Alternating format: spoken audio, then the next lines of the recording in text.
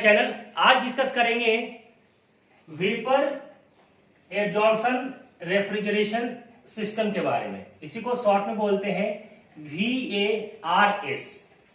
VARS क्या होता है, इसमें कौन कौन से कंपोनेंट्स होते हैं और ये कैसे काम करता है। इससे पहले हम लोग जो देखे थे वेपर कंप्रेशन रेफ्रिजरेशन साइकिल, उसमें हम लोग क्या करते थे कि एक कंप्रेसर यूज किया था। ठीक है, उसमें 4 कंपोनेंट्स यूज करते थे। उसमें था कंप्रेसर, था इवोपरेटर, था एक्सपेंशन वाल्व था और कंडेंसर था। हम लोग यहाँ पे क्या कर रहे हैं कि कंप्रेसर को रिप्लेस करके और हमने यहाँ पे लगाया है जनरेटर और है एब्जॉर्बर, पंप और प्रेशर रिड्यूसिंग वाल्व। ये उसको हम लोग रिप्लेस करके, कंप्रेसर को रिप्लेस करके हम लोग यहाँ पे ये यूज कर रहे हैं। अब हम देख रहे हैं कि ये वर्क कैसे करता है। सबसे पहले हम लोग इसका देखते हैं कंपोनेंट्स के बारे में। इसके जो वेपर एब्जॉर्प्शन रेफ्रिजरेशन सिस्टम के जो मेन जो कंपोनेंट है वो है आपका absorber, generator, condenser, expansion valve, evaporator. इसके मेन कंपोनेंट्स हैं। अब इसका हम लोग वर्किंग समझते हैं कि ये कैसे काम करता है। जनरली हम लोग इसका इंडस्ट्रियल पर्पस और डोमेस्टिक पर्पस दोनों में हम इसको यूज करते हैं। यहां से हम लोग स्टार्ट करते हैं। ये देख रहे हैं हम लोग, ये है इवोपरेटर। इवोपरेटर का काम क्या होता है कि यहां से जब एक्सपेंशन वाल्व से जब चिल्ड लिक्विड इवोपरेटर के अंदर जब एंटर करता है, हम लोग जनरली इवोपरेटर को उस रीजन में लगाते हैं जिस रीजन में हमें कूलिंग प्रोवाइड करनी होती है। तो वहां पे हम लोग इवोपरेटर लगा हुआ होता है।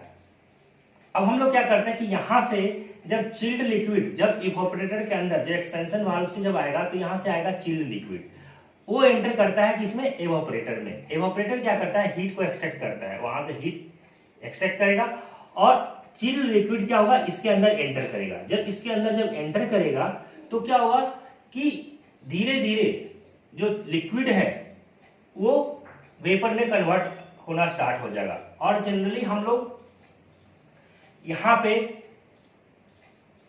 VARS के अंदर हम लोग जो यूज करते हैं एज ए रेफ्रिजरेंट, जो यूज करते हैं वो हम लोग लेते हैं यहाँ पे अमोनिया लेते हैं। अमोनिया जो है आपका रेफ्रिजरेंट है। और वाटर लेते हैं, क्योंकि अमोनिया और वाटर का जो सॉल्यूशन होता है वो स्ट्रॉन्ग सॉल्यूशन बनता है और ये जो होता है आपका एब्जॉर्बेंट है, एब्जॉर्बेंट का काम करता है। तो हम लोग यहां पे क्या करते हैं कि अमोनिया और वाटर का सॉल्यूशन बनाते हैं। ठीक है, अमोनिया क्या है आपका रेफ्रिजरेंट का काम कर रहा है और वाटर जो है आपका एब्जॉर्बेंट का काम कर रहा है।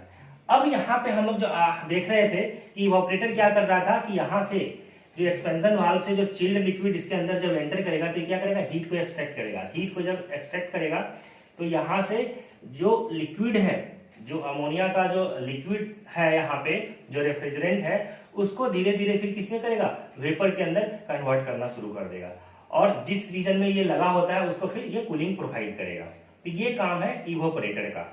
अब यहाँ से इसका जो प्रेशर होता है वो क्या होता है कि लो प्रेशर अमोनिया वेपर, क्योंकि ये क्या होगा धीरे धीरे ये वेपर में कन्वर्ट करना स्टार्ट कर देगा इवोपरेटर। क्योंकि पहले ये तो इसके अंदर एंटर किया लिक्विड फेज में, अब ये वेपर फेज में कन्वर्ट करेगा। ये काम रहेगा इवोपरेटर का।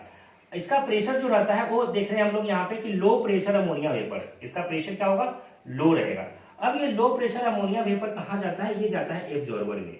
एब्जॉर्बर क्या करता है कि जो अमोनिया का जो वेपर है वो उसके एब्जॉर्ब करता है।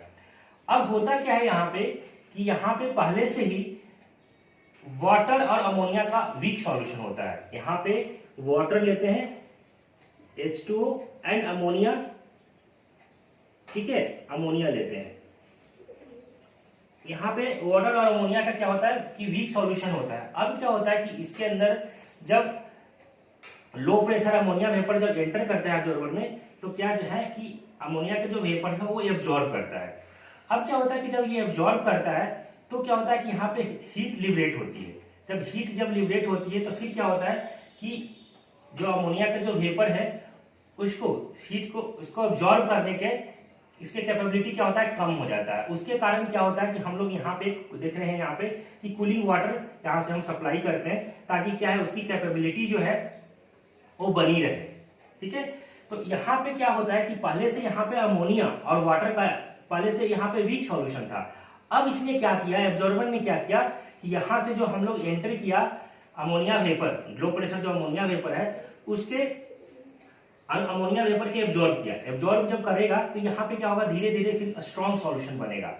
अब ये जो स्ट्रॉन्ग जो सॉल्यूशन है वो फिर कहाँ जाएगा, देख रहे हैं यहाँ पे हम लोग, ये जो बन रहा है अमोनिया और वाटर का जो सॉल्यूशन बना है वो स्ट्रॉन्ग सॉल्यूशन बन गया। अब ये स्ट्रॉन्ग सॉल्यूशन क्या करते हैं, उसको यहाँ पे पंपिंग करते हैं, पंप की हेल्प से हम लोग कहाँ भेजते हैं इसको हम लोग भेजते हैं जनरेटर में। ये देख रहे हैं हम लोग, ये है जनरेटर। जनरेटर का काम क्या होता है कि यहां से जो स्ट्रॉन्ग सॉल्यूशन जो हम भेज रहे हैं तो उसको वेपोराइज करता है। वेपोराइज कैसे करेगा, जो आपका जो स्ट्रॉन्ग जो सॉल्यूशन है अमोनिया और वाटर का उसको वेपोराइज करेगा। तो वेपोराइज करेगा तो वेपर के फॉर्म में कन्वर्ट होगा। तो उसके लिए क्या करते हैं हम लोग, यहाँ पे एक्सटर्नल सोर्स देते हैं। ये जो हम लोग जो देख रहे हैं ये इलेक्ट्रिक हीटर यहाँ पे लगा हुआ है, और भी अदर सोर्स भी हम लोग यहाँ पे यूज कर सकते हैं। जो भी है हमें हीट है यहाँ पे या जो भी है गैस बर्नर यूज कर लेंगे, तो कोई भी हमें यहाँ पे यूज करते हैं, एक्सटर्नल सोर्स देते हैं। ताकि क्या होता है कि जब हम इसके अंदर एंटर करते हैं स्ट्रॉन्ग सॉल्यूशन अमोनिया और वेपर का जनरेटर के अंदर, तो फिर यहाँ से जब हीट देंगे तो क्या होगा कि धीरे धीरे क्या होगा कि जो सॉल्यूशन है अमोनिया और वेपर का वो वेपोराइज होना शुरू हो जाएगा, वो वेपर में कन्वर्ट हो जाएगा। और क्या होता है कि अमोनिया जो है पहले वेपोराइज हो जाता है, क्योंकि अमोनिया का जो बॉइलिंग पॉइंट होता है वो होता है -33.34 डिग्री सेंटीग्रेड। ठीक है, और वाटर का जो बॉइलिंग पॉइंट होता है वो 100 डिग्री सेंटीग्रेड होता है, लेकिन अमोनिया बहुत पहले ही वेपोराइज हो जाता है। अब क्या होता है कि जनरेटर काम क्या किया कि जो यहाँ पे जो स्ट्रॉन्ग सॉल्यूशन अमोनिया और वेपर का मैंने यहाँ पे भेजा, उसको क्या कर दिए, बाहर से हमने सोर्स दिया इलेक्ट्रिक हीटर, उसके हेल्प से फिर क्या किया वो उसको वेपोराइज करेगा। अब क्या होता है कि इसके जनरेटर के जस्ट ऊपर में एक एनालाइजर लगा हुआ होता है। यहाँ पे जो हम लोग जो देख रहे हैं एक एनालाइजर है। एनालाइजर का काम क्या होता है कि जब अमोनिया जब वेपोराइज होता है तो कुछ ना कुछ पार्टिकल्स जो होते हैं वाटर के भी वेपोराइज हो जाते हैं। अब क्या होगा कि अगर अमोनिया के साथ वाटर का भी पार्टिकल्स अगर आगे चला जाएगा तो उसके जो पूरे जो सिस्टम है, सिस्टम की एफिशिएंसी को कम कर देगा। तो उसके एफिशिएंसी को कम करने से बचाने के लिए हम लोग क्या करते हैं, यहाँ पे एनालाइजर लगा देते हैं। एनालाइजर क्या करेगा कि जो वाटर के जो पार्टिकल्स हैं, क्योंकि क्या है कि अमोनिया तो पहले हो जाता है वेपोराइज, लेकिन कुछ ना कुछ पार्टिकल्स जो है वो वाटर के भी वेपोराइज हो जाते हैं। तो वाटर के पार्टिकल को क्या करेगा एनालाइजर, उसको रोकने का काम करेगा, उसको रोक देगा। अब क्या करेगा, उसको जब रोकेगा तो कुछ ना कुछ क्या होता है कि अमोनिया का जो वेपर है, अमोनिया जो हम लोग ले रहे हैं एज ए रेफ्रिजरेंट है, तो अमोनिया का जो वेपर है वो भी कुछ यहाँ पे कंडेंस हो जाता है, मतलब ये उसको भी रोक देता है। अब यहाँ पे क्या होता है कि जो वाटर और अमोनिया का जो सॉल्यूशन रहता है वो वीक सॉल्यूशन रहता है। तो अल्टीमेटली हमारा एनालाइजर जो कर रहा है वो क्या कर रहा है कि जो वाटर जो पार्टिकल्स हैं जो वेपोराइज हुए हैं वो वाटर पार्टिकल्स को रोकने का काम करेगा। ठीक है, और उसके साथ भी क्या होता है अमोनिया के जो वेपर है वो भी कुछ ना कुछ उसके भी पार्टिकल्स जो है वो रुक जाते हैं। और मैक्सिमम जो है आपके क्या है कि जो हाई प्रेशर अमोनिया जो यहाँ से वेपर जो होंगे वो आगे हम इसको आगे भेजते हैं। अब यहाँ पे क्या होता है कि जो अमोनिया और वाटर का यहाँ पे जो क्या होगा सॉल्यूशन होगा, यहाँ पे अमोनिया होगा और वाटर का होगा। तो अमोनिया और वाटर का जो सॉल्यूशन होगा वो क्या होगा, वीक सॉल्यूशन होगा। अब ये वीक सॉल्यूशन हम लोग क्या करते हैं, यूजिंग वाल्व की हेल्प से फिर हम इसको एब्जॉर्बर में भेजते हैं, और ये जो साइकिल है वो इस तरीके से चलता रहता है। अब हम आगे देख रहे हैं कि ये जो हाई प्रेशर अमोनिया जो वेपर है, high pressure high temperature, high temperature ammonia vapour कहां जाएगा, कंडेंसर में जाएगा। कंडेंसर क्या काम करेगा कि जो अमोनिया का जो वेपर है जो रेफ्रिजरेंट है उसको फेज को चेंज करेगा। यहाँ पे होगा क्या कि जो वेपर के फॉर्म में है अमोनिया उसको लिक्विड रीजन में कन्वर्ट करेगा। तो यहाँ पे हम लोग क्या करते हैं कि एयर कूल्ड भी करते हैं या वो है ना वाटर कूल्ड भी करते हैं। तो अगर वाटर कूल करते हैं तो यहाँ पे क्या होता है कूलिंग टावर लगा हुआ होता है, उसके हेल्प से फिर हम लोग क्या करते हैं उसको टेम्परेचर को उसको ठंडा करते हैं, कम करते हैं, और फिर वो लिक्विड रीजन में चेंज हो जाता है। तो अल्टीमेटली कंडेंसर का काम क्या हो रहा है कि जो हाई प्रेशर अमोनिया वेपर है हाई टेम्परेचर उसको लिक्विड रीजन में कन्वर्ट कर रहा है। मतलब यहाँ पे क्या रहा है कि हीट रिजेक्ट हो रहा है, हीट रिजेक्शन हो रहा है। उसके कारण क्या होगा, टेम्परेचर इसका कम होगा। टेम्परेचर कम होगा तो फिर क्या होगा, वो वेपर से लिक्विड रीजन में कन्वर्ट हो जाएगा।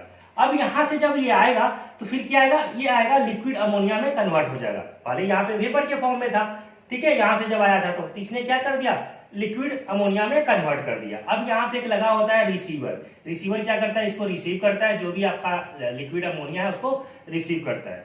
उसके बाद होता है क्या है कि यहां से फिर ये जाता है एक्सपेंशन वाल्व। एक्सपेंशन वाल्व का काम क्या होता है कि जो लिक्विड अमोनिया है उसके प्रेशर को और उसके टेम्परेचर को ये और भी कम कर देता है। प्रेशर और टेम्परेचर क्या होता है, और रिड्यूस होता है, क्योंकि एक्सपैंड होता है। जब एक्सपैंड होता है तो उस कंडीशन में क्या होता है कि प्रेशर और टेम्परेचर और कम हो जाता है। इसका मतलब हम लोग अगर ये भी कर सकते हैं कि यहाँ पे प्रेशर और टेम्परेचर इतना कम हो जाता है कि वो जो लिक्विड है, जो अमोनिया का जो लिक्विड है, वो बिल्कुल चिल्ड लिक्विड में कन्वर्ट हो जाता है। चिल्ड लिक्विड, इसको हम लोग चिल्ड लिक्विड भी बोलते हैं। अब अगेन क्या होगा कि ये चिल्ड लिक्विड जो है वो आएगा इवोपरेटर में, ठीक है। अब ये इवोपरेटर में जब आएगा तो इवोपरेटर का क्या काम करेगा कि यहां से हीट को एक्सट्रैक्ट करेगा। जब हीट एक्सट्रैक्ट करेगा तो क्या होगा कि धीरे धीरे आपका जो चिल्ड जो लिक्विड है वो वेपराइज होना स्टार्ट हो जाएगा, ठीक है। और हमें जहां पे ये लगाते हैं उस रीजन में जहां पे हमें कूलिंग हमें प्रोवाइड करनी होती है, तो वहां पे क्या होगा कि फिर कूलिंग प्रोवाइड करेगा। और फिर अगेन क्या होगा कि फिर ये आगे इस तरीके से ये साइकिल जो है चलता रहेगा। तो अल्टीमेटली हम लोग यहाँ पे देख क्या रहे हैं कि इवोपरेटर क्या कर रहा है कि यहाँ से जो चिल्ड लिक्विड इसके अंदर जो एंटर किए वो वेपर के फॉर्म में कन्वर्ट कर दिया, ठीक है। तो इस तरीके से काम करता है ये vapour absorption refrigeration system. Thank you video देखने के लिए। अगर आपको वीडियो अच्छा लगा हो तो हमारे चैनल को सब्सक्राइब करें, साथ ही साथ बेल आइकन के बटन को प्रेस करें ताकि आने वाली वीडियो की नोटिफिकेशन आपको मिलती रहे।